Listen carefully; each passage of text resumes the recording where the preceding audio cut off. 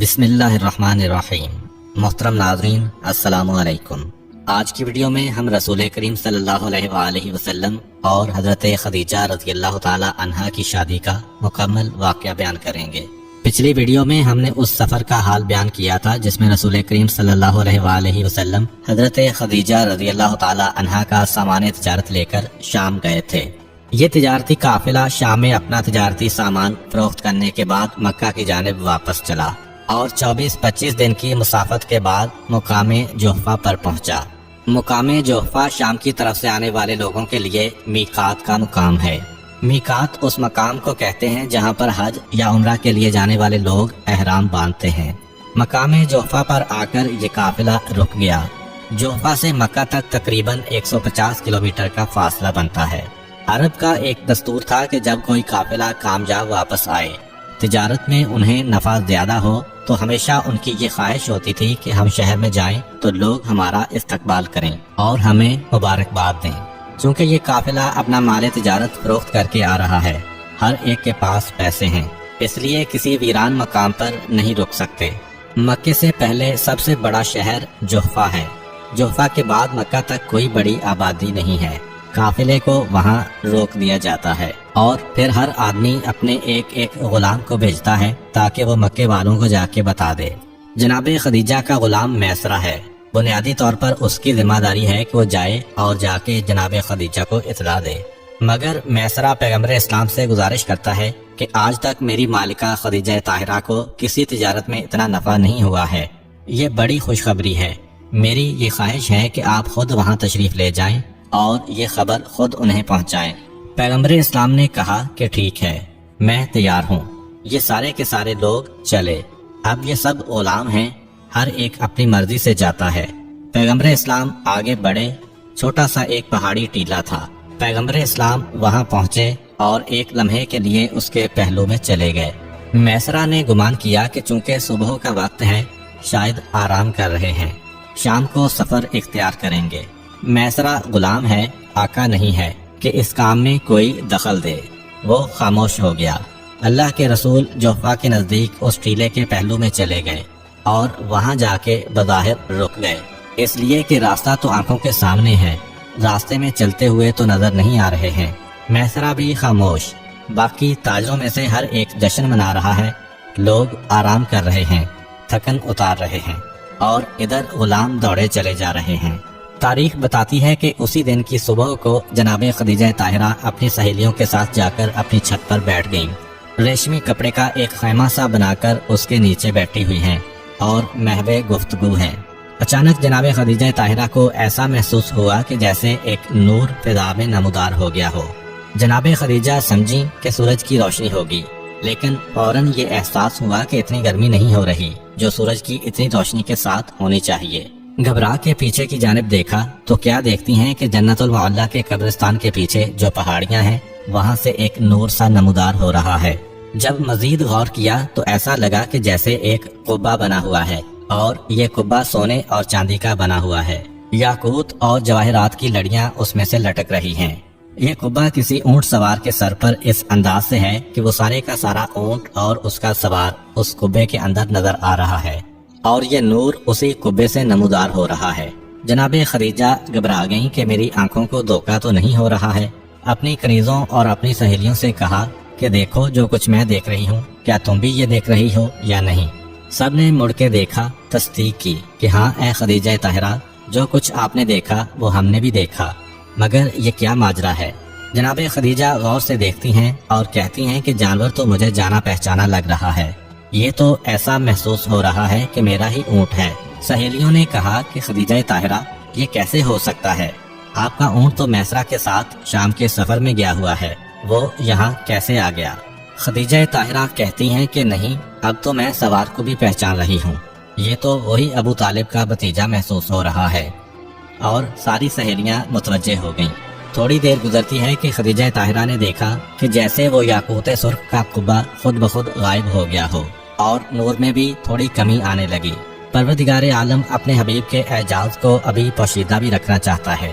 اب وہ اونٹ سوار مکے کے محلے کی تنگ گلیوں میں داخل ہو گیا تو اب خدیجہ طاہرہ کو وہ نظر نہیں آ رہا اور تھوڑی دیر گزری تھی کہ خدیجہ طاہرہ کے مکان کے دروازے پر دستک ہوئی۔ غلام نے آ کر بتایا کہ ابو طالب کے بھتیجے آئے ہیں جو شام کے سفر پر گئے تھے۔ جناب خدیجہ طاہرہ بے اختیار دوڑ کر دروازے پر جاتی ہیں۔ سب کو حیرت ہو رہی ہے کہ وہ خاتون جس کے اشارے پہ 70 کنیزیں حرکت میں آ جاتی ہیں، پہلا موقع ہے کہ اس طرح دوڑ کر بے چینی کے عالم میں دروازے پر گئیں۔ پیغمبر اسلام کو لے کر آئیں اور پہلا سوال یہ کیا کہ آپ تجارت کے سفر سے کب تشریف لائے۔ اب جناب خدیجہ تجسس میں ہیں کہ وہ اونٹ سوار یہی ہیں یا یہ اپنے گھر سے تشریف لا رہے ہیں۔ پیغمبر اسلام نے کہا کہ میں تو ابھی مکہ میں داخل ہوا ہوں اور ابھی خانہ خدا تک بھی نہیں گیا، آپ تک پیغام پہنچانے آیا ہوں کہ آپ کا قافلہ آ گیا ہے، سامان تجارت فروخت ہو گیا ہے، آپ کا غلام میسرہ بھی آ رہا ہے۔ کچھ تجارتی گفتگو ہوئی۔ ایک مرتبہ جناب خدیجہ طاہرہ نے پوچھا کہ وہ قافلہ ہے کہاں؟ جواب دیا جحفہ پر ہے۔ جناب خدیجہ انتہائی حیران کہ آپ کہہ رہے ہیں کہ آج صبح کو آپ قافلے سے چلے تھے اور اب یہاں پہنچ گئے، اس کو تو کم سے کم 2 دن لگنا چاہیے تھے۔ پیغمبر نے کہا کہ جو کچھ میں نے کہا ہے صحیح ہے۔ خدیجہ طاہرہ نے اس کے بعد کوئی سوال نہ کیا۔ ناشتے کا انتظام کیا گیا اور زمزم کی ایک مشق کو منگوایا گیا۔ پیغمبر کی خدمت میں یہ تحفے دیے گئے۔ پیغمبر اسلام مکان سے نکلے اور جحفہ کی جانب جانے لگے۔ جناب خدیجہ کو اطمینان نہ ہوا۔ دراصل جناب خدیجہ کا معاملہ ایک عام بزنس پارٹنر کا معاملہ نہیں ہے، خدیجہ طاہرہ کو شادی بھی کرنا ہے، اس لیے وہ اپنے دل میں پیدا ہونے والے ہر شک کو ختم کرنا چاہتی ہیں۔ خدیجہ طاہرہ نے وہ آب زمزم کی مشق اور کھانا منگوانے کے بعد کہا کہ اگر آپ کو زحمت نہ ہو تو بس ایک تجویز میں اور دینا چاہتی ہوں، وہ یہ کہ آپ واپس قافلے میں چلے جائیں اور قافلے کے ساتھ شامل ہو کر واپس آئیں۔ علماء کہتے ہیں کہ جناب خدیجہ کی غرض یہی تھی کہ وہ پہچان لیں کہ وہ جو نور انہوں نے دیکھا ہے وہ آنکھوں کا دھوکہ تھا یا حقیقت تھی، اور وہ نور اسی نوجوان کے ساتھ تھا یا اتفاق سے اس وقت وہاں سے کوئی اور آدمی گزرا ہو اور یہ نور اس کی وجہ سے بلند ہوا ہو۔ پیغمبر اسلام نے جناب خدیجہ کی درخواست کو قبول کیا، باہر آئے اور واپس قافلے میں پہنچے۔ وہاں جیسے ہی پیغمبر اسلام قافلے میں پہنچے تو میسرہ نے آگے بڑھ کر پیغمبر اسلام سے کہا کہ اب بہت دیر ہو گئی ہے، سارے غلام تو جا چکے ہوں گے، آپ اکیلے رہ گئے ہوں گے، لیکن اب آپ جلدی سے جائیے تاکہ ہماری مالکہ کو بھی دوسروں کے ساتھ ہی تجارت میں کامیابی کی خبر مل جائے۔ پیغمبر اسلام مسکراتے ہیں اور کہتے ہیں کہ میں تو خدیجہ طاہرہ کو اطلاع دے کر واپس بھی آ گیا ہوں۔ میسرہ کو یقین نہیں آ رہا، گھبرا کے کہا کہ یہ آپ کیا کہہ رہے ہیں؟ میں نے تو آپ کو اس ٹیلے کے پیچھے آرام کرتے ہوئے دیکھا تھا، مناسب نہ سمجھا کہ آپ کو جا کر جگاؤں۔ میں نے سوچا کہ ٹھیک ہے اب تھوڑی دیر آرام کر لیں، لیکن آپ کہہ رہے ہیں کہ جا کے واپس آ گئے۔ پیغمبر اسلام نے اس ناشتے کے سامان کو کھولا اور کہا کہ تم تو خدیجہ کے گھر میں زندگی گزار چکے ہو، پہچانتے ہو یہ کھانا کس گھر کا پکا ہوا ہے؟ پھر وہ زمزم کی مشق رکھ دی۔ مشق پر خدیجہ طاہرہ کی وہ مہر لگی ہوئی تھی جو تاجر حضرات اپنے ہر مال پر لگاتے ہیں۔ میسرہ کی عقل کام نہیں کر رہی، مگر یہ ایسے ثبوت ہیں کہ انکار بھی نہیں کر سکتا۔ خوشی کے عالم میں آگے بڑھا، قافلے میں جو لوگ اسے قریب نظر آئے سب کو یہ بات بتائی۔ اکثر نے کہا کہ اب تو تم جو کچھ بھی کہو گے ہم یقین کر لیں گے، اس لیے کہ جب سے مکہ سے نکلے ہیں اس نوجوان سے ایسے معجزات دیکھے ہیں کہ اب کسی کا انکار ممکن نہیں ہے۔ مگر ابو جہل کہتا ہے کہ یہ کیا کہہ رہے ہو، یہ ساحر و جادوگر ہے اور ساحروں سے ہر بات کی توقع کی جا سکتی ہے۔ خیر، ابو جہل کی پارٹی جادوگر سمجھ رہی ہے اور باقی لوگ کہہ رہے ہیں کہ ہمیں خود یقین ہو گیا ہے کہ اب یہ ہر معجزہ دکھا سکتا ہے۔ قافلہ مکے کی جانب چلا اور وہاں پہنچنے پر انتہائی احترام اور شان و شوکت کے ساتھ اس قافلے کا استقبال کیا گیا، اس لیے کہ مکہ کی تاریخ میں آج تک کوئی قافلہ اتنا کامیاب واپس نہیں آیا تھا، اور اس کا ثبوت یہ بھی تھا کہ جیسے ہی قافلہ مکے کے قریب پہنچ گیا اور مکے کے مکانات نظر آنے لگے، میسرہ نے ایک تجویز پیش کی، کہا کہ تم سب کو معلوم ہے اس سے پہلے بھی میں تم سب کے ساتھ تجارت میں جا چکا ہوں، آج تک ہمیں کبھی اتنا منافع حاصل نہیں ہوا، یہ صرف اس نوجوان کی برکت ہے۔ ہمارا فرض بنتا ہے کہ اب ہم اپنے مالوں میں سے ہدیہ نکال کر اس نوجوان کو پیش کریں۔ سارے قافلے میں سے کسی نے اعتراض نہ کیا، مگر میسرہ کہتے ہیں کہ دیکھو اس بات کا خیال رکھنا یہ صدقہ نہ ہونے پائے، اس لیے کہ اتنے دنوں میں میں نے یہ محسوس کر لیا ہے کہ یہ نوجوان ہدیہ تو لے لیتا ہے، صدقہ نہیں لیتا۔ ابو جہل جیسا شخص بھی اس وقت اپنے آپ کو اکیلا محسوس کر رہا ہے، اسے بھی اعتراض کرنے کی ہمت نہ ہوئی، اور اس سے پہلے کہ قافلہ مکہ میں داخل ہو سارے قافلے نے دل کی خوشی اور احترام کے ساتھ پیغمبر کی خدمت میں ہدیہ پیش کیا۔ پیغمبر نے ہدیہ قبول کیا اور اپنے مکان کی جانب چلے گئے، اس لیے کہ اب پیغمبر کو جا کے خدیجہ طاہرہ سے گفتگو کرنے کی ضرورت نہیں ہے، مگر وہاں خدیجہ طاہرہ بے چین ہیں۔ خدیجہ طاہرہ نے دوبارہ یہ منظر دیکھا کہ ہاں اس نوجوان کے ساتھ ایک نور آ رہا ہے۔ دل کو یقین ہوتا چلا گیا کہ یہی وہ گوہر مقصود ہے کہ جس کا میں انتظار کر رہی تھی۔ اب میسرہ جذبات اور جوش میں بھرا ہوا خدیجہ طاہرہ کی خدمت میں پہنچتا ہے۔ جناب خدیجہ پوچھتی ہیں، میسرہ، میں نے تمہیں ایک خاص مقصد سے بھیجا تھا کہ تمہیں اس نوجوان کے ساتھ رہنا ہے اور واپس آ کر اطلاع دینا ہے کہ تم نے اسے کیسا پایا۔ میسرہ جناب خدیجہ کو سارے واقعات سناتا ہے، وہ سیلاب کا آنا، وہ اژدہے کا آنا، وہ خشک کنویں سے پانی کا جاری ہونا، وہ درخت کا سرسبز ہونا، ہر پتھر کا سلام کرنا، ہر درخت کی ٹہنی کا جھک کے سجدہ کرنا، یہ سارے واقعات سنا رہا ہے میسرہ۔ اور آخر میں وہ پیغام بھی دیا جو اس راہب نے میسرہ کو بلا کے خاص جناب خدیجہ کے لیے بھجوایا تھا۔ جناب خدیجہ نے سب کچھ سنا اور آخر میں میسرہ کہتا ہے کہ ایک معجزہ تو ایسا ہے کہ مجھے خبر دینے کی ضرورت نہیں ہے، آپ آنکھوں سے دیکھ سکتی ہیں۔ وہ یہ کہ ہم نے دیکھا کہ اول تو یہ نوجوان ہمارے ساتھ کھانے میں کم شریک ہوتا تھا، لیکن جب کبھی شریک ہو گیا تو پھر ہم نے یہ دیکھا کہ کتنا ہی کم کھانا ہو وہ سارے کے سارے ساتھیوں کے لیے پورا ہوتا ہے، اور پھر بھی اتنا بچا رہتا ہے جتنا ابتدا میں تھا۔ یہ تو آپ اپنی آنکھوں سے دیکھ سکتی ہیں۔ میسرہ کی بات جناب خدیجہ کی سمجھ میں آ گئی، کہا کہ جاؤ، جا کے فوراً بلا کر لاؤ اور کہو کہ اس وقت تھوڑی دیر کے لیے آپ ہمارے ساتھ ہمارے دسترخوان پر بیٹھ جائیں۔ پیغمبر اسلام میسرہ کے ساتھ تشریف لائے۔ جناب خدیجہ نے گھر میں جتنے بھی مرد تھے، رشتہ دار، غلام، سب کو جمع کیا اور ایک دسترخوان پر بٹھایا، اس حالت میں کہ ایک چھوٹے سے پیالے میں کھجوریں بھر کے رکھ دیں اور سب کے سب دسترخوان پر بیٹھ گئے۔ پیغمبر اسلام کے آنے کے بعد برکت کی یہ کیفیت تھی کہ پہلی کھجور پیغمبر اسلام نے اپنے دستے مبارک سے اٹھائی اور ہر ایک جناب خدیجہ کے حکم کے تحت پیٹ بھر کے کھانے کے باوجود بھی جب اس دسترخوان سے یہ کہتا ہوا اٹھا کہ اب تو ہمارے پیٹ میں گنجائش نہ رہی، تب بھی کھجوریں اتنی ہی تھیں جتنی ابتدا میں رکھی گئی تھیں۔ خدیجہ طاہرہ نے پیغمبر اسلام کا شکریہ ادا کیا۔ پیغمبر واپس اپنے گھر کی جانب آئے اور میسرہ سے اتنی خوش ہوئیں، کہا کہ میسرہ جا، میں نے تجھے آزاد کیا۔ میسرہ کی بیوی بھی جناب خدیجہ کی کنیز تھی، میں نے تیری بیوی کو بھی آزاد کیا۔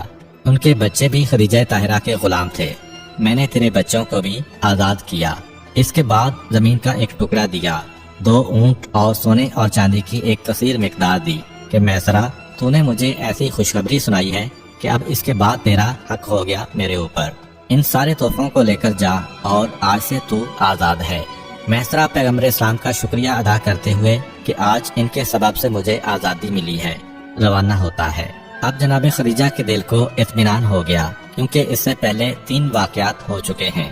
ایک تو یہ کہ ایک مرتبہ جناب خدیجہ اپنی سہیلیوں کے ساتھ خانہ خدا کے سامنے والے صحن میں بیٹھی ہوئی تھیں کہ ایک یہودی عالم وہاں سے یہ کہتا ہوا گزرا کہ مبارک ہو، تم میں ایک ایسی عورت ہے جو اللہ کے آخری نبی کی بیوی بننے والی ہے، اور اے مکے کی عورتوں، وہ آخری نبی اسی مکے کی سرزمین پر ظاہر ہوگا۔ تم میں سے جو بھی اس کی اطاعت کرے اور اسے قبول کرے وہ دنیا و آخرت دونوں کی ملکہ ہوگی۔ باقی عورتوں نے تو کنکر اٹھا کر اس عالم کو مارا، مگر جناب خدیجہ کے دل میں یہ بات بیٹھ گئی، کیونکہ جناب خدیجہ ان عورتوں میں سے ایک تھیں جو اسلام سے پہلے ہی اللہ کے دین کی جانب ان معنوں میں راغب تھیں کہ ان کے ایک چچا تھے، ورقہ ابن نوفل، جو تورات اور زبور کے بہت بڑے عالم تھے۔ جناب خدیجہ اکثر ان کے پاس جایا کرتی تھیں اور ان سے تورات و زبور سنا کرتی تھیں۔ پھر دوسرا واقعہ پیش آیا کہ ایک دن جناب خدیجہ نے ایک یہودی عالم کی اپنے گھر میں دعوت کی، کیونکہ جناب خدیجہ علماء کا بڑا احترام کرتی تھیں۔ جناب خدیجہ اپنے گھر کے بالا خانہ پر ہیں، یہودی عالم بیٹھا ہے۔ ایک مرتبہ گھبرا کے جناب خدیجہ سے کہا کہ یہ جو نوجوان گلی میں سے جا رہا ہے، کیا تم اس کو ایک لمحے کے لیے یہاں بلوا سکتی ہو؟ جناب خدیجہ کہتی ہیں کہ میں نے پہچان لیا ہے، یہ بنو ہاشم کا نوجوان ہے۔ غلام سے کہا کہ جاؤ اور جا کر میرا پیغام دو۔ پیغمبر آئے، خدیجہ طاہرہ پردے میں ہیں اور یہ یہودی عالم سامنے ہے۔ پردے کے باہر یہودی عالم نے کہا کہ اگر اجازت ہو تو میں آپ کے لباس کو شانے سے تھوڑا سا ہٹانا چاہتا ہوں۔ پیغمبر نے اجازت دی، یہودی عالم نے لباس ہٹایا، مہر نبوت کی زیارت کی، ایک مرتبہ اسے بوسہ دیا इसके बाद पैगंबर को रुखसत किया और खदीजा ताहिरा से पूछा कि यह नौजवान कौन था। खदीजा ताहिरा कहती हैं, ये तुमने क्या गजब किया, इस तरह से उसके लिबास को हटा लिया। अरे अगर इसके चचा इसके साथ होते तो खुदा की कसम वो तुम्हें कत्ल कर देते, मगर इजाजत ना देते कि उनके भतीजे को कोई हाथ भी लगाए। यहूदी आलिम कहता है कि आप नहीं जानती ये नौजवान अल्लाह का आखिरी पैगंबर होने वाला है, क्योंकि तौरात में लिखा है कि इसी मक्के की सरजमीन में अल्लाह का आखिरी नबी आएगा। उसके बाप का उसकी पैदाइश से पहले इंतकाल हो जाएगा, दादा उसके बचपन में इंतकाल कर जाएंगे और उसके चचा उसकी कफालत करेंगे। खदीजा ताहिरा ने कहा कि हाँ, ये तो सारी चीजें इसके अंदर पाई जाती हैं।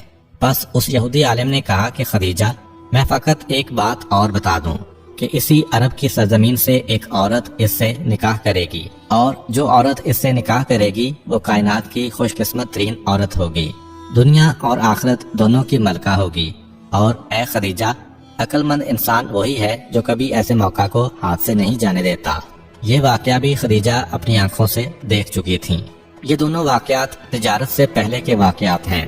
तीसरा वाकया ये था कि वर्का बिन नौफल ने एक तावीज़ लिख के दिया था, जिसे जनाबे खदीजा अपने तकिए के नीचे रख के सो गई थीं, और एक ख्वाब आया था जिसमें आपको रसूलुल्लाह से शादी की बिशारत मिली थी। ये 3 निशानियां तो खदीजा ताहिरा के पास पहले थीं।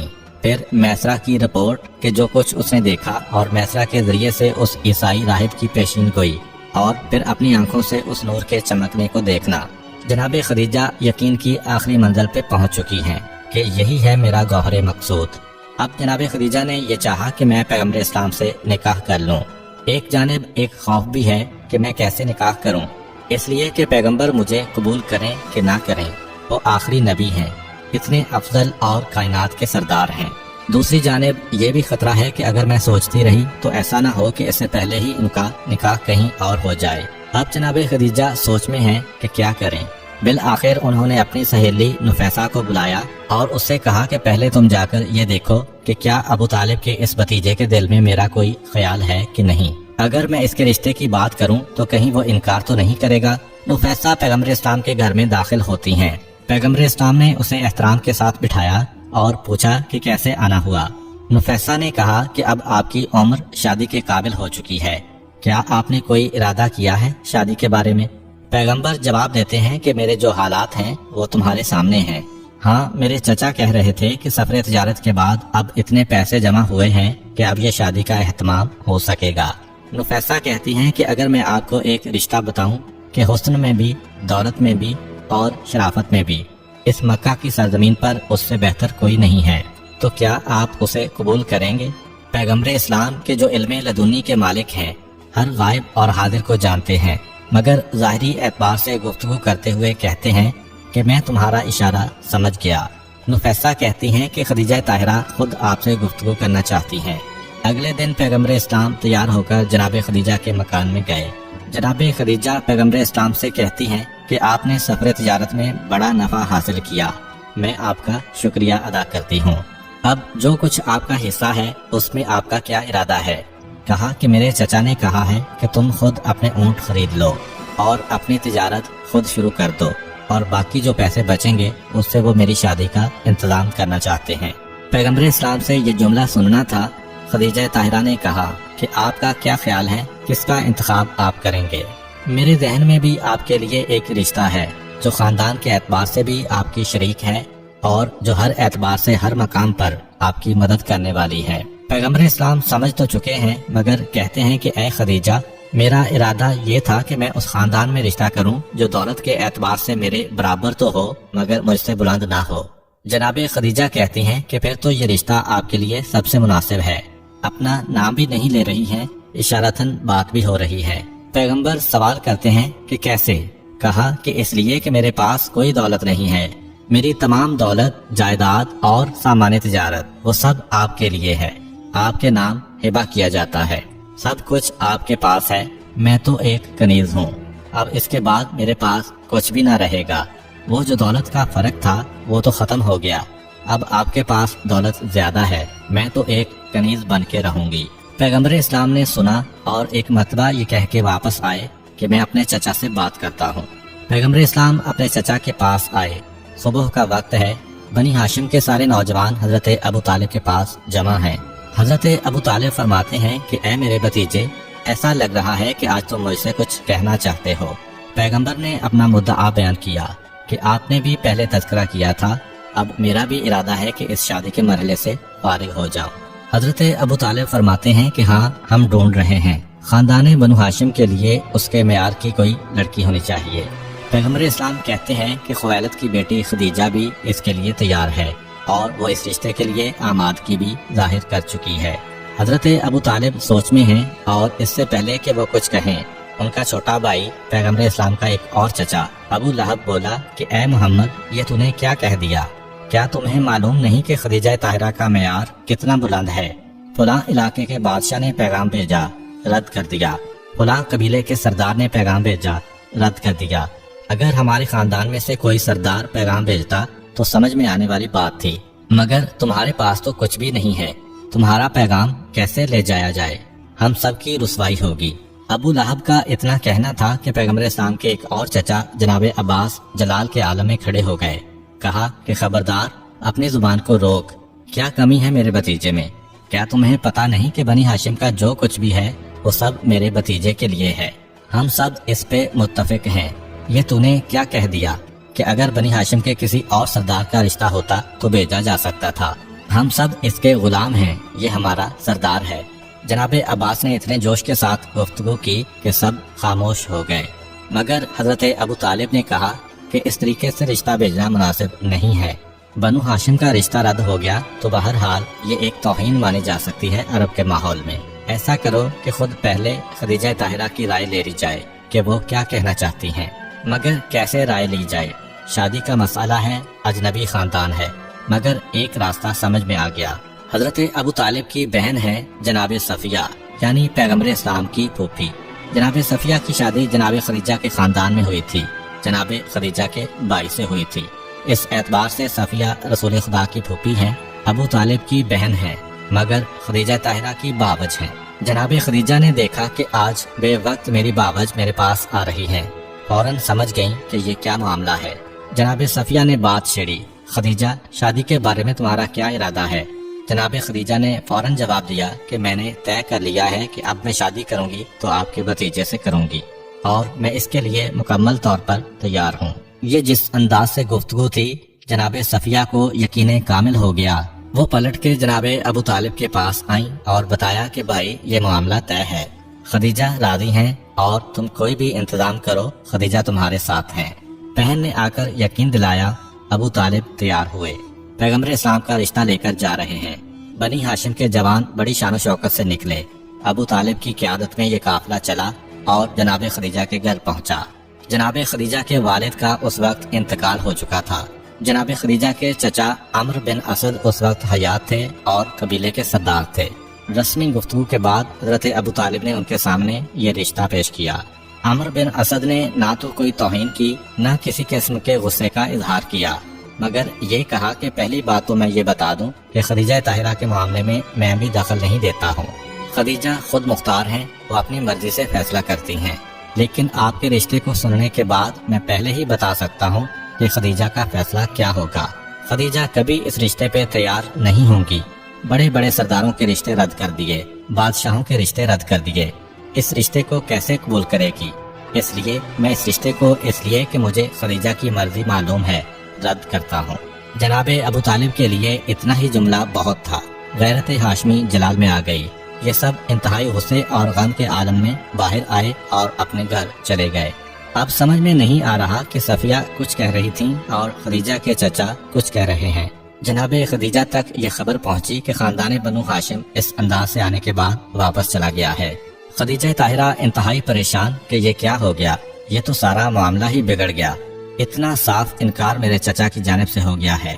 اب اس کے بعد جناب خدیجہ اپنی رائے دے بھی دیں تو چچا کا مسئلہ، چچا نہ بول چکے ہیں، چچا اپنی توہین سمجھیں گے کہ میں نے کچھ کہا اور میری بھتیجی نے اس کی مخالفت کی۔ اگرچہ خدیجہ طاہرہ خود مختار ہیں، لیکن خود مختاری کا یہ مطلب نہیں کہ بزرگوں کا احترام نہ کیا جائے۔ اور پھر خاندان بنو ہاشم ابو طالب کے ساتھ آیا ہے۔ ابو طالب کو اس دروازے سے انکار کر دیا گیا ہے اور دوبارہ وہ واپس تو نہیں آئیں گے क्योंकि गैरत के खिलाफ होगा। क्या किया जाए, समझ में नहीं आता कि इस मसले को कैसे सुलझाया जाए। जहन ने एक मर्तबा हिदायत दी कि इस वक्त एक ही आदमी तुम्हारी मदद कर सकता है, किसी तरह से उसे बुलाओ और उससे मदद मांगो। ये कौन है? ये जनाब खदीजा के चचा वर्का इब्न नौफल हैं, जो पूरे खानदान के इंतहाई सुलझे हुए आदमी और आलिम हैं और जिन्हें रसूल की रिसालत पे यकीन कामिल है। ये वो शख्सियत हैं कि पैगम्बर इस्लाम के ऐलान रिसालत के फौरन बाद इनका इंतकाल हो गया, लेकिन ये पैगम्बर इस्लाम की अजमत को पहले से मानते थे। ये एक ऐसी शख्सियत हैं कि जिनसे खदीजा अपनी बात बयान कर सकती हैं, क्योंकि ये दोनों हम उम्र थे और दोनों में एक हद तक बेतकल्लुफी भी थी। ये जाकर खदीजा के चचा से बात कर सकते हैं, क्योंकि एक लिहाज से ये उनके भाई भी हैं और साथ तौरात के आलिम भी हैं। चुनाचे जनाब खदीजा ने अपनी कनीज से कहा कि जाकर मेरे चचा वर्का को बुला के लाओ। वर्का आए। वर्का को खदीजा से बेटियों जैसी मोहब्बत थी। पूछते हैं कि क्या बात है खदीजा, बड़ी परेशान नजर आ रही हो। जनाब खदीजा ने कहा कि परेशान कैसे ना हो, कि जिनका इस दुनिया में कोई हमदर्द ही ना हो, कोई परेशानियां दूर करने वाला ही ना हो। वर्का बिन नौफल मुस्कुराकर मजाक के अंदाज में कहते हैं कि खदीजा, इसमें तो तुम्हारी अपनी गलती है। बहुत से रिश्ते आए, रिश्तों को तो तुमने रद्द कर दिया। वही तो रिश्ता है कि जो मुनसो गम गुसार और साथी का रिश्ता होता है। जनाब खदीजा ने कहा कि मसलन मैंने कौन सा रिश्ता रद्द किया? कहा कि फलां बादशाह का, फलां हाकिम का, फलां सरदार का। खदीजा ने कहा कि ये सब तो मक्के के बाहर के रिश्ते हैं, मैं अपना शहर नहीं छोड़ना चाहती हूँ। वर्का कहते हैं कि फिर इस मक्के वाले भी बहुत सारे बड़े बड़े रिश्ते हैं।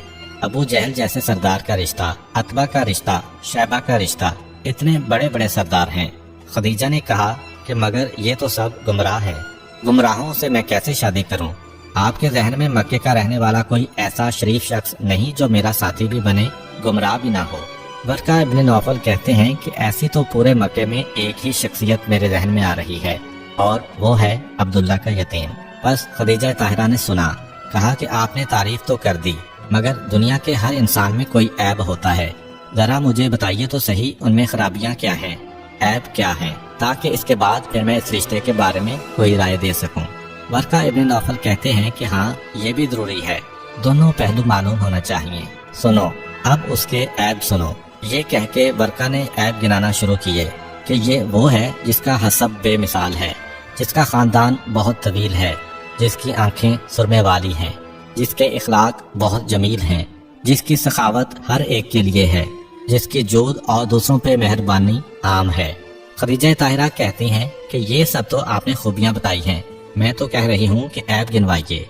कहा कि हाँ, उसके ऐब भी सुनो। ये वो है कि जिसका बातिन उसके जाहिर से बेहतर है। ये वो है कि कायनात में उससे अफजल कोई नहीं है। ये वो है कि जिसके खानदान की मिसाल कोई नहीं है। ये वो है कि जिसकी शख्सियत की नज़ीर कोई नहीं है। खदीजा ताहिरा घबरा के कहती हैं कि ये तो सब आपने फदाइल गिनवा दिए। अरे मैं कहती हूँ कोई ऐब बताइए। कहा कि हाँ, अब सुनो, उसके ऐब भी सुनो। ये वो है कि जिसका चेहरा चांद की मानिंद है। ये वो है कि जिसकी पेशानी सितारों से ज्यादा चमक रही है। ये वो है कि जिसकी खुशबू मुश्को अंबर से ज्यादा है। ये वो है कि जिसका कलाम शहद से ज्यादा शीरीं है। ये वो है कि जब चलता है तो ऐसा लगता है कि 14वीं का चांद चल रहा है। जनाब खदीजा ताहिरा कहती हैं कि ये सब तो फजाइल हैं, मैं कह रही हूँ कि ऐब गिनवाइए। वर्का आखिर थक के कहते हैं कि खदीजा, उसका ऐब कौन गिनवाए जिसमें कोई ऐब ही नहीं है, जो सर से लेकर पैर तक फजाइल का मुजस्मा है। जनाब खदीजा ने कहा कि जब ऐसी कैफियत है कि आप जैसा आदमी कह रहा है, तो अब इसके अलावा किसी और रिश्ते का तसव्वुर ही नहीं हो सकता। अब मैं ये चाहती हूँ कि आप किसी तरह इस मामले को पाए तकमील तक पहुँचाएं। वर्का इब्न नौफल ने कहा कि खदीजा, ये मामला ऐसा है कि मैं इसमें यूं नहीं पढ़ूंगा, मेरी शर्त है, मुझे भी कुछ चाहिए। जनाब खदीजा कहती हैं कि ये आपने क्या बात कर दी, जो आप चाहें, जो चीज आप तलब करें आपके लिए है। दौलत चाहिए, सवारी चाहिए, जायदाद चाहिए, मकान चाहिए। वर्का ने कहा कि खदीजा, तुम्हें मालूम है कि इन चीजों की मुझे कभी भी जरूरत नहीं थी, मैं तो कुछ और चाहता हूँ। जनाब खदीजा कहती हैं कि बताइए तो सही, आपका मुतालबा क्या है, मैं आपका मुतालबा पूरा करूंगी। वर्का ने कहा कि सुनो खदीजा, मुझे मालूम है कि तुम्हारा शौहर क़यामत के दिन सारे गुनाहगारों की बख्शिश करवाने वाला होगा। वो रोजे हिसाब का दिन होगा। उसका तसव्वुर करके आज भी मेरा जिस्म कांप रहा है। बस एक वादा करो, मैदान क़यामत में अपने शौहर से कहकर मेरी शिफाअत करवाओगी। जनाब खदीजा ने कहा कि चचा, मेरा आपसे रोज़े क़यामत बख्शिश का वादा है। वर्का ने कहा कि अब बताओ, मैं दिलो जान से तुम्हारी खिदमत करने को और इस रिश्ते को तय कराने को तैयार हूँ। मसला क्या है, परेशान क्यों हो? खदीजा ताहिरा ने कहा कि मसला ये है कि एक तरफ मेरे चचा इनकार कर चुके हैं, दूसरी जानिब अबू तालिब इस घर के दरवाजे से वापस लौटाए जा चुके हैं। मेरी समझ में नहीं आता कि मैं क्या करूं। वर्का ने कहा कि ठहरो, इस मसले को मैं तय करता हूं। वर्का अपनी जगह से खड़े हुए और कहा कि दोनों को समझाना मेरा काम है। सबसे पहले वो अम्र बिन असद के पास जाते हैं जो उनके रिश्ते के भाई हैं और जनाब खदीजा के सगे चचा हैं। जाके कहते हैं कि ए अम्र, गजब कर दिया तूने, हमजा की तलवार को भूल गए, खानदान बनी हाशिम को अपने दरवाजे से जलील करके भेज दिया। क्या तुम्हें मालूम नहीं कि खानदान बनु हाशिम अगर तलवारें निकाल कर हमारे खिलाफ आ जाए तो सारे मक्के में कोई हमारी हिमायत करने वाला ना होगा। सब बनी हाशिम के परचम तले जमा हो जाएंगे, हमारे खानदान के लिए जिंदा रहना महाल हो जाएगा। ये सारी इज्जत दौलत, ये सारा इक्तदार, ये सब खत्म हो जाएगा। और तुमने नताइज पर गौर किए बगैर अबू तालिब जैसे मर्द शरीफ और हमजा जैसे शेर नर को अपने दरवाजे से वापस कर दिया है। ये नहीं सोचा कि अगर ये लोग हमारे खिलाफ हो गए तो क्या होगा। अमर बिन असद घबरा गए, कहा कि वर्का, हुआ क्या है? मैंने किसी को जलील नहीं किया, किसी की तौहीन नहीं की। कहा कि खानदान बनु हाशिम एक रिश्ता लेकर यहाँ आया था। कौन है जो बनी हाशिम का रिश्ता रद्द करे, और तुमने उसे रद्द कर दिया। आमिर इब्ने असद कहते हैं कि देखो, दो वजूहात थीं। खानदान बनु हाशिम से अगर किसी और का रिश्ता आता तो शायद मैं रद्द ना करता। खानदान बनु हाशिम अपने खानदान के एक यतीम का रिश्ता लेकर आया था, अब्दुल्ला के यतीम का। ये यतीम है जिसके पास दुनियावी दौलत नहीं है, और हम लोग इससे पहले अतबा, शैबा और अबू जहल जैसे बड़े बड़े सरदारों के रिश्ते को रद्द कर चुके हैं खदीजा की वजह से। अब अगर उनको इत्तला मिल जाए कि हमारे रिश्तों को ठुकराया गया था और एक यतीम के रिश्ते को कबूल किया गया है तो सारा मक्का हमारे खिलाफ हो जाएगा। सब ये समझेंगे कि हमने उनकी तौहीन की है। इतने सारे लोगों का मुकाबला कौन करे। और दूसरी वजह यह है कि अगर मैं राजी भी हो जाता तो मेरी भतीजी खदीजा कहाँ मानने वाली है। अब अमर इब्ने असद के जहन में तो वो तसव्वुर नहीं है, ना उनको कोई नबुव्वत रसूल का इल्म है, ना उनको तौरात व इंजील की पेशीन गोइयों से कोई दिलचस्पी है। ये तो एक आम शख्सियत समझ के बात कर रहे हैं कि खदीजा ने इतने बड़े बड़े बादशाहों के रिश्तों को ठुकरा दिया, मक्के के सरदारों के रिश्ते को ठुकरा दिया, तो खदीजा भी कहाँ तैयार होती, बल्कि वो मुझ ही से नाराज हो जाती कि मैंने चचा होकर उनके हक का ख्याल न किया। वर्का इब्न नौफल कहते हैं कि ए अमर इब्न असद, ये तुम्हें क्या हो गया है, कैसी बात कर रहे हो? जहाँ तक इस बात का ताल्लुक है कि अगर हमने अब्दुल्ला के यतीम से रिश्ता कर दिया तो सारा मक्का हमारे खिलाफ होगा, ये तुमने कैसे सोच लिया? क्या तुम्हें मालूम नहीं है कि सारे मक्के में कोई ऐसा नहीं है कि जो अब्दुल्ला के उस यतीम का एहतराम न करता हो और उसके मकाम को ना जानता हो? सारा मक्का उसे सादिको अमीन कहता है। हाँ, अगर कोई और रिश्ता आए तो यकीनन लोग एतराज करेंगे, मगर उसके रिश्ते का इंतखाब करोगे तो किसी को एतराज नहीं होगा। ये मैं जिम्मेदारी लेता हूँ। और जहाँ तक खदीजा का मामला है तो इससे पहले तो हर रिश्ता खदीजा तक पहुँचाया गया तो उन्होंने इनकार किया। इस दफा तुमने इस रिश्ते को वहाँ तक क्यों न पहुँचाया? अपनी मर्जी से कैसे फैसला कर लिया? अम्र इब्ने असद घबरा के कहते हैं, तो क्या तुम्हें खदीजा की राय मालूम हो गई? कहा कि हाँ, खदीजा दिलो जान से इस रिश्ते पर राजी और खुश हैं। अम्र इब्ने असद ने सुना तो घबरा गए कि अगर मेरी भतीजी राजी हो गई तो अब तो ये बात बाहर निकल गई तो मेरी तौहीन होगी।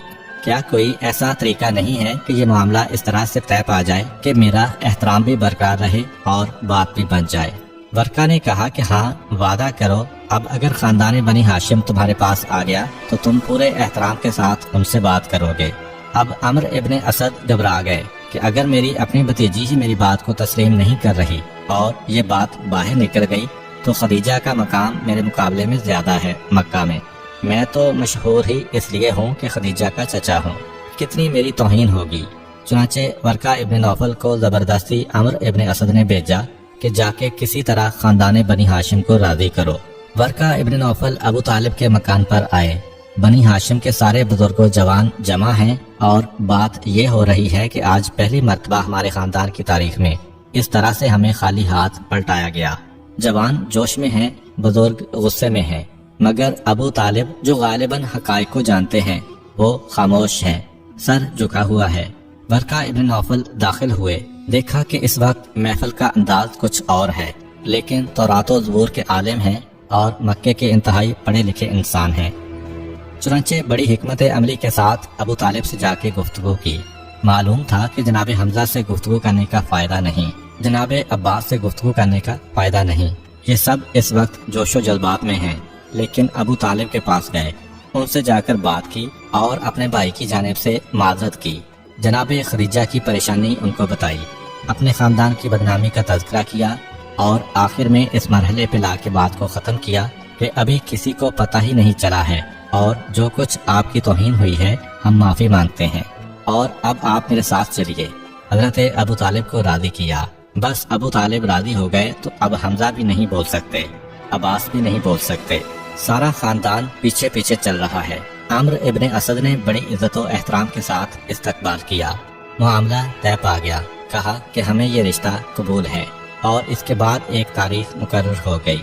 یہ تاریخ کون سی تھی اس کے بارے میں کوئی مستند روایت نہیں ہے، بس اتنا پتہ چلا کہ بہت قریب کی تاریخ طے پا گئی کہ کم سے کم نکاح ابھی ہو جائے، اس لیے کہ عمرو ابن اسد نے ایک معذرت کی تھی کہ یہ خاندان کی ایسی عورت کی شادی ہے جو ملکۃ العرب کہلاتی ہے، ہمیں انتظام کرنے کے لیے وقت چاہیے، ہمیں اپنے پورے قبیلے کو بھی جمع کرنا ہے، ہماری عزت کا بھی معاملہ ہے۔ تو خاندان بنو ہاشم نے یہ تجویز رکھی کہ کم سے کم نکاح ابھی ہو جائے، رخصتی چاہے بعد میں ہو جائے۔ عمرو ابن اسد راضی ہو گئے اور آخر جو دن طے پایا تھا اس دن خاندان خدیجہ نے ایک چھوٹی سی تقریب کا اہتمام کیا تھا۔ سب لوگ تیار ہیں۔ اب تاریخ بتاتی ہے کہ اگر وقت نہیں ملا تھا تیاری کا، مگر جناب خدیجہ کو تو معلوم ہے کہ یہ وہ شادی ہو رہی ہے کہ جس کے لیے خدیجہ کافی عرصے سے بے چین تھیں۔ مختصر سے وقت میں بہترین انتظامات کر لیے گئے اور اب انتظار ہو رہا ہے کہ بنی ہاشم کا خاندان پیغمبر اسلام کے ساتھ آئے۔ اس عرصے میں مکہ کے دوسرے سردار آنے لگے جو بطور مہمان بلائے گئے تھے۔ عین اس وقت میسرہ نے دیکھا کہ ابو جہل داخل ہوا ہے، کیونکہ اسے بھی خاندان خدیجہ کی طرف سے دعوت دی گئی تھی۔ ابو جہل آیا تو صحیح لیکن بالکل آخری وقت میں، اور جس وقت وہ محفل میں داخل ہوا تو دیکھا کہ ایک بہت بڑا خیمہ لگایا گیا ہے اور اس کے اندر شادی کی تقریب کا اہتمام کیا جا رہا ہے۔ مہمانوں کے لیے دونوں طرف اور سامنے کرسیاں رکھی ہیں اور بالکل سامنے کی جانب ایک بڑی سی کرسی رکھی ہے۔ ابو جہل اپنے مقام کو جو اسے مکے میں حاصل ہے ذہن میں لاتا ہے اور سوچتا ہے کہ یہ کرسی میرے لیے ہے، اس لیے وہ آگے بڑھا اور اس بڑی کرسی پہ بیٹھنا چاہتا ہے کہ میسرہ نے یہ منظر دیکھا، ڈانٹ کے روک دیا کہ اے ابو جہل، اپنے مقام کو پہچان، یہ تیرا مقام نہیں ہے، تجھے عام مہمانوں کے ساتھ بیٹھنا پڑے گا۔ ابو جہل شرمندگی کی حالت میں واپس آیا، ابھی کرسی پر بیٹھا تھا کہ یکا یک شور ہو گیا کہ بارات آ گئی ہے، اور سب نے یہ منظر دیکھا کہ حضرت ابو طالب کے پہلو بہ پہلو پیغمبر اسلام اس شام سے تشریف لا رہے ہیں کہ حضرت عبد المطلب کا پیرہن بدن کے اوپر ہے، ہاتھ میں عقیق سرخ کی انگوٹھی ہے، حضرت ابراہیم کا عصا ہاتھ میں ہے، پاؤں میں حضرت الیاس کی نالین ہے، اور اس طرح تبرکات انبیاء سے سج دھج کر اللہ کے رسول اس شان سے داخل ہوئے کہ ابو طالب ساتھ میں ہیں، جناب حمزہ تلوار لے کے آگے ہیں اور جناب عباس حفاظت کے لیے پیچھے ہیں۔ سارے جوانان بنی ہاشم اور بزرگان خاندان پیغمبر اسلام کو لے کے آ رہے ہیں۔ پوری شان کے ساتھ یہ بارات محفل میں داخل ہوئی، سب کے سب مہمان استقبال کے لیے کھڑے ہو گئے۔ ابو جہل ابھی آ کر بیٹھا ہی تھا کہ اس نے دیکھا کہ سب لوگ کھڑے ہو رہے ہیں، مگر جو اس کے دل میں تکبر اور غرور ہے اور پیغمبر اسلام کے ساتھ سفر شام میں ابو جہل کو جو اختلاف اور حسد ہوا تھا اس کی وجہ سے وہ اپنی جگہ پر بیٹھا رہا۔ جناب حمزہ سے یہ منظر برداشت نہ ہو سکا اور ننگی تلوار کو ہاتھ میں لے کر آگے بڑھے۔ ابو جہل کے پنجے میں پنجہ ڈال کر اتنی طاقت سے دبایا کہ روایت میں ہے کہ ابو جہل کی انگلیوں سے خون جاری ہو گیا تھا، اور اس سے کہتے ہیں کہ یہ تو نے کیسی بے ادبی کی کہ میرا بھتیجا آ رہا ہے۔ سارے مکے کے سردار کھڑے ہو گئے اور تو اسی طرح بیٹھا رہا، تجھے کھڑا ہونا پڑے گا۔ تکلیف کی شدت سے تڑپ کر ابو جہل کھڑا ہوتا ہے حضرت ابو طالب نے یہ منظر دیکھا، آواز دی کہ حمزہ یہ شادی کا موقع ہے، مہمان آئے ہوئے ہیں، اس وقت کوئی اختلافی بات نہ کرنا۔ جناب حمزہ جو ابو جہل کو سزا دینا چاہتے تھے، مگر اپنے بھائی جو خاندان کے سردار بھی ہیں ان کی بات سن کے واپس آ گئے۔ پیغمبر اسلام کو لا کے اس کرسی پر بٹھایا گیا۔ ایک جانب حضرت ابو طالب بیٹھے ہیں، ایک جانب حضرت خدیجہ کے چچا عمرو ابن اسد بیٹھے ہیں، ان کے برابر میں ورقہ ابن نوفل بیٹھے ہیں۔ تھوڑی دیر کے بعد نکاح کی رسم کا آغاز ہو گیا۔ حضرت ابو طالب نے خطبہ نکاح پڑھا۔ اس خطبے میں پروردگار کی توحید کا ذکر ہے، انبیاء کی نبوتوں کا تذکرہ ہے، ابراہیم و اسماعیل کی فضیلت کا تذکرہ ہے، اور اس کے حوالے سے اپنے خاندان کی فضیلت بیان کرنے کے بعد پھر پیغمبر اسلام کا ذکر ہے کہ مکہ والو تمہیں پتا ہے کہ علم میں، فضل میں، شرافت میں، بلند ہمتی میں میرے بھتیجے جیسی مثال اس وقت پوری دنیا میں نہیں ہے۔ ہاں، جہاں تک مال کا سوال ہے تو یقیناً مال تو بہت کم ہے، لیکن تم اس بات کو بھی جانتے ہو کہ مال ایک ڈلتے ہوئے سائے اور اڑتے ہوئے پتے کی مانند ہے۔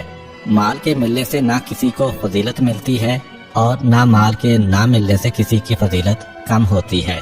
اور اس کے بعد اپنے خطبے کے اختتام میں اعلان کیا کہ میں اپنے بھتیجے کی جانب سے اس کا نکاح خدیجہ کے ساتھ کرتا ہوں، اور نکاح کے اس صیغے کے بعد آخری جملہ یہ کہا کہ میں خدا کی قسم کھا کر یہ کہتا ہوں کہ عنقریب میرے بھتیجے کو ایک بہت بڑی خوشخبری اور ایک بہت بڑی سعادت ملنے والی ہے۔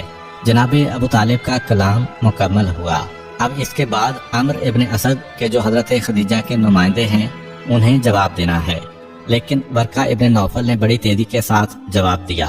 پہلے اللہ کی تعریف بیان کی اور انبیاء کا تذکرہ کیا، پھر اپنے خطبے میں کہا کہ اے سردار قریش، کون ہے کہ جو آپ کے خاندان کی عظمت کو نہیں جانتا، اور ہمارے لیے بڑے فخر کا مقام ہے کہ آج ہم اپنے خاندان کے رشتے کو آپ سے جوڑ رہے ہیں، اور میں اپنی بھتیجی خدیجہ کا نکاح آپ کے بھتیجے سے کرتا ہوں۔ نکاح کا یہ جملہ ورقہ نے ختم کیا۔ اگرچہ یہ نکاح اعلان نبوت سے پہلے ہوا، مگر اس کے بارے میں پروردگار عالم کی یہی مرضی تھی کہ اس کا ایک ایک جز شریعت اسلامیہ کے مطابق ہو۔ چنانچہ ابو طالب کہتے ہیں کہ ورقہ، آپ نے جواب دیا، مگر ہماری خواہش ہے کہ خدیجہ کے چچا جو اس وقت خدیجہ کے نمائندے اور وکیل بھی ہیں وہ اس جملے کا جواب دیں۔ ایسا لگتا ہے کہ ورقہ ابن نوفل نے شاید اس لیے جلدی کی کہ وہ چاہتے تھے کہ اس سعادت میں میرا نام بھی لکھا جائے کہ اللہ کے آخری رسول کے نکاح میں میں نے بھی چند جملے ادا کیے ہیں، میں نے بھی حصہ لیا ہے، کیونکہ شرعاً تو سگے چچا کو جواب دینا چاہیے تھا۔ عمرو ابن اسد نے جواب دیا اور ہر طرف خوشی کی لہر دوڑ گئی کہ یہ نکاح ہو گیا۔ حضرت ابو طالب نے نکاح کے وقت ہی حق مہر حضرت خدیجہ کو ادا کر دیا۔ حق مہر مختلف روایتوں کے مطابق 20 اونٹ یا 12.5 اونس سونا یا 400 سونے کی اشرفیاں تھیں۔ اس کے بعد اسی دن ولیمے کا اہتمام کیا گیا، اور اس شان سے کہ ایک اونٹ حضرت ابو طالب نے اپنی طرف سے ذبح کیا، ایک اونٹ پیغمبر اسلام نے اپنے مال میں سے، اور بہت سارے اونٹ جناب خدیجہ نے اپنے مال میں سے ذبح کر کے دعوت ولیمہ کا اہتمام کیا۔ اس کے بعد جناب خدیجہ کے خاندان نے رخصتی کے لیے مہلت مانگی، اور نکاح ہونے کے بعد خاندان بنو ہاشم واپس اپنے گھر آ گیا۔ تاریخ بتاتی ہے کہ تقریباً 6 مہینے رخصتی کی تیاریاں ہوتی رہیں۔ جناب خدیجہ نے رخصتی کے لیے شایان شان اہتمام کیا تھا۔ مقررہ تاریخ پر خاندان بنو ہاشم پھر ایک مرتبہ خاندان خدیجہ کے محلے کی طرف آتا ہے۔ شان و شوکت جو روایتوں میں لکھی ہے، انسان جب اس کو دیکھتا ہے تو دنگ رہ جاتا ہے کہ جناب خدیجہ نے کیا انتظامات کیے تھے، کس طرح سے مشک کا چھڑکاؤ کیا گیا تھا، کس طریقے سے سونے اور چاندی کے زیورات کنیزوں تک کو پہنائے گئے تھے۔ تاریخ بتاتی ہے کہ شادی کی تقریب میں جتنی کنیزوں نے حصہ لیا، ان کے سر کے ایک ایک بال میں موتیوں کو پرویا گیا تھا۔ انتہائی قیمتی قالین سارے محلے میں بچھائے گئے تھے، اور اس شان کے ساتھ خدیجہ طاہرہ کی رخصتی کا انتظام ہوا کہ اس موقع پر خاندان بنو ہاشم کی 2 عورتیں دلہن کو اپنے ساتھ لے کر آئیں۔ ایک تو حضرت خدیجہ کی بہاوج جناب صفیہ ہیں، جو دوسری جانب حضرت ابو طالب کی بہن اور پیغمبر اسلام کی پھوپھی ہیں، اور دوسری خاتون فاطمہ بنت اسد تھیں، جو پیغمبر اسلام کی چچی ہیں۔ پیغمبر اسلام کی چچی اور پھوپھی جناب خدیجہ کو اپنے ساتھ لے کر آتی ہیں، اور جناب خدیجہ محلہ بنی ہاشم میں آ کر حضرت ابو طالب کے گھر اترتی ہیں، اور آپ کا پہلا قدم حضرت ابو طالب کے گھر میں پڑتا ہے۔ شادی کے 2-3 دن بعد ہی جناب خدیجہ نے پیغمبر اسلام سے ایک خواہش ظاہر کی، اور وہ خواہش یہ تھی کہ اب نکاح ہونے کے بعد میں یہ چاہتی ہوں کہ اپنے وعدے کو پورا کروں، وہی وعدہ جو حضرت خدیجہ نے پیغمبر اسلام کے ساتھ کیا تھا کہ شادی کے بعد میری ساری دولت اور جائیداد آپ کی ہوگی، میں تو آپ کی کنیز بن کے رہوں گی۔ میں وہ وعدہ پورا کرنا چاہتی ہوں، اس لیے آج سے میرا سارا مال، میرے سارے جانور، میری ساری جائیداد، میرے سارے غلام، میری ساری کنیزیں، میرا سارا سامان تجارت، یہ سارا سونا چاندی آج کے بعد سے یہ سب آپ کا ہے، میں آپ کو ہبہ کرتی ہوں۔ یہ سب پیغمبر اسلام کے سپرد کر دیا گیا۔ تاریخ کہتی ہے کہ جس وقت حضرت خدیجہ یہ سب سامان پیغمبر اسلام کے سپرد کر چکی تھیں، اور حالت یہ تھی کہ خدیجہ کے پاس کچھ نہ رہا، اور خدیجہ واقعاً ایک کنیز بن گئی۔ شادی کے کچھ عرصہ بعد پیغمبر اسلام حضرت خدیجہ کے گھر منتقل ہو گئے تھے، جو اب خود ان کا گھر تھا۔ اس کے بعد پھر اللہ کے رسول نے جناب خدیجہ کی تجارت کو اور وسیع کیا، اور اس وقت مکہ کے لوگوں نے یہ دیکھا کہ اتنی دولت آنے کے بعد بھی یہ نوجوان ایسا ہے کہ نہ اس کی سچائی میں کوئی فرق پڑ رہا ہے، نہ اس کی امانت میں کوئی فرق آ رہا ہے۔ کیونکہ بہت سے لوگ ایسے ہوتے ہیں کہ جب تک ان کے پاس پیسہ نہیں ہوتا، ان کا ایمان بھی سلامت ہے، ان کا کردار بھی سلامت ہے، ہر وعدے میں سچے ہوتے ہیں، مگر جیسے جیسے ان کی دولت میں اضافہ ہوتا جاتا ہے، ویسے ویسے ان کا کردار ختم ہونے لگتا ہے۔ تاریخ کہتی ہے کہ جناب خدیجہ کی اتنی دولت جب پیغمبر اسلام کے ہاتھ میں آ گئی تو سارے مکے نے حیرت سے یہ منظر دیکھا کہ اب تو رسول دولت کے اعتبار سے مکے میں سب سے بڑے ہو گئے، لیکن ابھی تک نہ صداقت میں کوئی کمی ہے، نہ امانت میں کوئی کمی ہے، وہی انداز اور وہی طریقہ ہے۔ اب وہ مرحلہ آ گیا کہ جس وقت مکہ والوں نے یقین کے ساتھ کہا کہ آج سے پہلے بھی ہم انہیں صادق و امین کہتے تھے، لیکن اب تو ان کے صادق و امین ہونے میں کوئی شک ہی باقی نہ رہا۔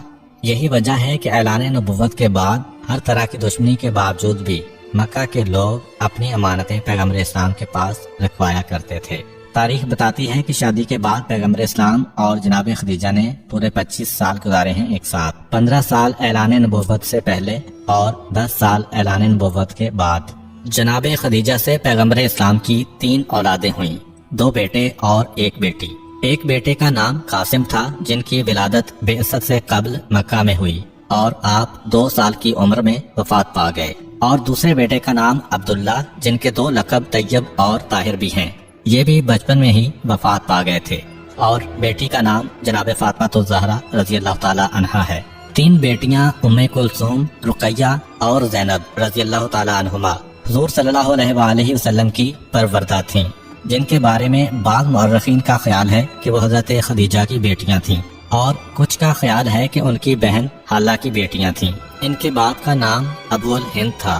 علامہ معتمد بدخشانی نے مرجع الانس میں لکھا ہے کہ یہ لڑکیاں زمانہ کفر میں حالہ اور ابو الہند میں باہمی چپکش کی وجہ سے جناب خدیجہ کے زیر کفالت اور زیر تربیت رہیں، اور حالہ کے انتقال کے بعد جناب خدیجہ کے ساتھ ہی رہنے لگیں اور ان کی بیٹیاں کہلائیں۔ اس کے بعد جناب خدیجہ کے توسط سے حضرت صلی اللہ علیہ وآلہ وسلم سے منسلک ہو کر اسی طرح رسول اللہ کی بیٹیاں کہلائیں، جس طرح جناب زید رضی اللہ تعالی عنہ محاورہ عرب کے مطابق آپ کے بیٹے کہلائے تھے۔ بہرحال یہ ایک علمی بحث ہے، اس کے بارے میں علماء ہی بہتر بتا سکتے ہیں۔ 25 سال کی عمر میں پیغمبر اسلام کی شادی ہوئی، 50 سال کی عمر تھی جب جناب خدیجہ کا انتقال ہوا، اور پیغمبر نے اپنے ہاتھوں سے جنت المعلیٰ کے قبرستان میں آپ کو دفن کیا۔ جناب خدیجہ کی عمر اس وقت 65 سال تھی۔ تاریخ بتاتی ہے کہ جتنا عرصہ جناب خدیجہ زندہ رہیں، پیغمبر اسلام نے کوئی دوسرا نکاح نہیں کیا تھا۔ آخر میں صرف اتنا کہوں گا کہ لاکھوں سلام ہو اس ام المومنین کی عظمت پر کہ جو اتنی دولت کی مالکہ تھیں کہ ملکۃ العرب کہلاتی تھیں، لیکن پیغمبر اسلام سے شادی کے بعد ساری دولت ان کے سپرد کر دی اور اسلام پر خرچ کر دی، اور خود ان کی کنیز کی طرح زندگی گزاری۔ حتیٰ کہ جب پیغمبر اسلام غار حرا میں عبادت کے لیے جایا کرتے تھے تو یہ بیوی مکہ کی سنگلاخ پہاڑیوں پر پیدل چل کر پیغمبر اسلام کے لیے کھانا لے کر جایا کرتی تھی۔